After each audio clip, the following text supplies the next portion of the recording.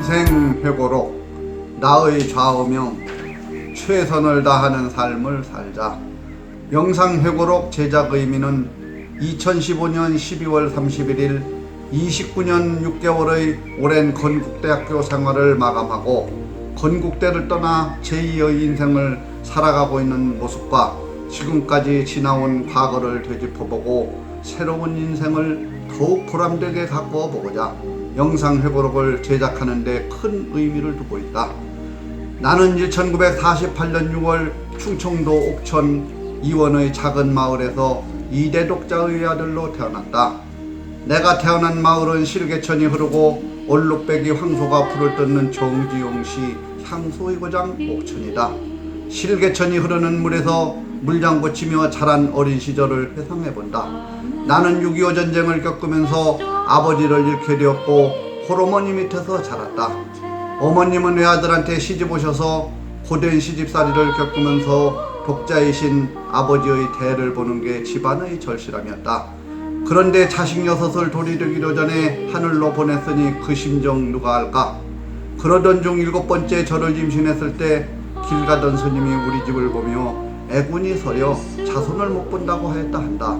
스님한테 손을 볼 방법이 무엇냐고 물으니 이곳에서 낳지도 키우지도 말고 다른 곳에 가서 낳으면 대를 잇는다고 하여 그 길로 다른 곳으로 터를 잡아 저를 낳고 대를 이을 수 있었다고 한다. 이런 전설 같은 이야기를 들으니 자식을 6이나 잃고 홀로 자식 하나를 키워오신 어머님을 기고하고 박복한 삶에 가슴이 저린다. 이 자식마저 어릴 때부터 몸이 약해 혹여나 감기라도 걸려 있지 않을까 바람 앞에 등불처럼 마음을 졸이며 홀로 가슴앓이를 했을 어머님의 마음을 감히 헤아려본다. 초중고를 졸업하고 어머님 말씀이 나 혼자 너를 공부시키기가 고달프고 힘들어 더 이상 힘들 것 같다 하시던 어머님의 말씀이 철없었던 어린내가 감당하기에는 쉽지 않아 현실을 부정하고 어머님께 반항했던 적도 있었지만 지금 생각해보면 가슴이 아프고 후회스러운 마음뿐이다. 건국대 공채시험에 15대 1의 경쟁률을 뚫고 합격하였다. 처음으로 직장을 구하고 보니 기술이 필요함을 인식하고 주경야독으로 공부를 하여 그 직업에 맞는 자격증을 8개나 취득하여 보랏빛 인생을 걷게 되던 중 지금의 사랑하는 아내를 맞게 되어 결혼도 하고 자손이 부족했던 가운데 3남매를 두게 되었다. 또한 내가 이루지 못한 공부의 미련을 자식들이 감사하게 훌륭히 채워주었다. 하지만 어머니는 그렇게 아끼고 사랑하던 큰손자의 결혼식도 보지 못한 채 10년 가까이 치매를 앓다 돌아가셨다. 그렇게 어머니는 나에게 힘든 역경 속에서도 최선을 다해 살아가는 모습을 몸소 보여주셨던 나의 위대하신 어머니셨다. 그런 가운데 또 하나의 시련이 나의 인생길에 장애물이 되어 가로막는다. 사랑 안 한 아내의 대장암 판정을 받게 된다. 하늘이 무너지고 땅이 꺼지는 것 그 자체였다. 남들은 둘이 만나 행복하게 잘 사는데 나에게는 왜 이런 시련을 안겨주는지, 남에게 해한 일도 없는데 시를 원망도 해봤다. 나한테 시집와 고생만 시키고 잘해주는 것도 없는데 이런저런 생각을 하니 눈물이 앞을 가린다. 나는 태어나서 처음으로 남자의 뜨거운 눈물을 흘렸다. 다행히 명의를 만나 치료를 잘한 덕분으로 지금은 완쾌되어 건강한 삶을 살고 있다. 이것도 나의 인생길에 시련의 길을 넘는구나 생각을 해본다. 그런 가운데 정년퇴임을 맞게 된다. 한 직장에서만 30여 년간 몸을 담고 무사히 정년퇴임을 한 것도 이러한 어머님의 위대한 모습을 보고 배운 영향이 크지 않을까 생각을 해본다.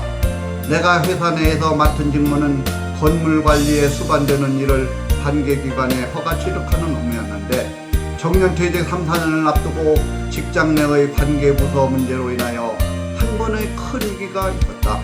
아직 학업을 마치지 못한 자식까지 있던 상황에서 막막함이 밀려왔다. 그런대로 회사의 인정을 받아 공로상과 20년 근속상을 받게 되어 무사히 30여 년의 직장 생활을 마치고 정년을 하게 되었다. 누구든 사회생활을 하면서 큰 위기가 한두 번은 찾아오는 것 같다. 위기를 기회로 삼고 주의의 도움을 받아 이겨낼 수 있는 사람만이 한 단계 더 성장할 수 있다고 생각한다.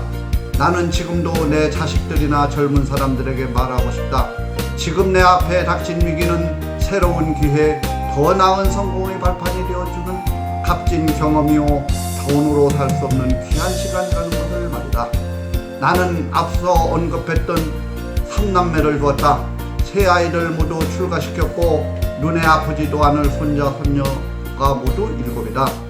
나에겐 아버지의 롤 모델이 없었다.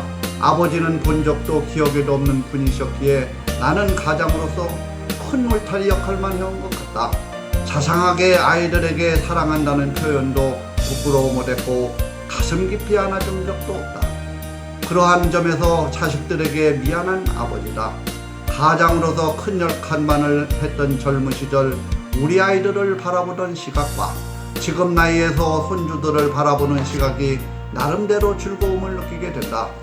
스킨십이란 전혀 없던 나에게 손주 녀석들의 애교에 절로 웃음이 나고 나도 모르게 안아주고 업어주게 되어 손주의 귀여운 모습에 행복감을 느낀다. 자주 찾아와주는 손주들의 재롱을 보며 건강하게 자라는 모습을 보는 것이 나의 즐거움이다. 서울에서 젊은 시절을 모두 보내고 이곳 청주로 이사온 지 3년째다. 나의 첫 번째 즐거움은 위에서 언급하였고 두 번째 즐거움은 이곳에서 새로이 만난 친구들과 운동 및 등산을 하는 것이다. 워낙 운동과 등산을 좋아했던 차에 도심에서 벗어난 청주의 자연은 노후의 인생을 즐길 새로운 활력소가 되어주었다. 산이 부르면 산으로, 강이 부르면 강으로 좋은 친구와 담소를 즐기는 삶 속에 제2의 인생길을 걸어가고 있다. 새로운 것에 도전하기를 즐기며 배우고자 하는 마음에 나름대로 배움의 과외 활동들도 하고 있다. 지금도 가끔 혼자만의 시간이 있을 때면 어머님 생각이 난다. 이럴 때 어머님의 산소를 찾아가 어머니와 나만의 대화를 나눠본다. 어머님 고생 많이 하셨습니다. 어머님 덕분에 내 인생길이 이렇게 평탄하게 걸어올 수 있었고 남은 인생은 나보다 더 어렵고 힘든 이웃을 위하며 봉사하길 힘쓰며 살겠노라고 약속을 해본다. 사람마다 우욕조롭고 사연 없는 인생이 어디 있겠나. 또한 후회 없는 인생의 한 부분 없는 사람이 어디 있겠나. 나는 지난 시절 힘들었던 시간, 내가 이루지 못한 꿈, 내 인생에서 빼놓을 수 없는 어머님의 그리움, 더 잘해드리지 못한 후회의 마음으로 남은 인생 최선을 다하고 노력하는 모습을 보이며 내 생명 다하는 그날에 후회 없이 살았노라 외치고 싶다. 지금 삶은 대만족이라고 생각한다. 더도 말고 덜도 말고 지금이 딱 좋다. 앞으로도 계속 파이팅 외쳐보고 싶다. 되돌아본 내 인생길 행복의 점수를 준다면 75점은 줘야 하지 않을까 생각을 해본다.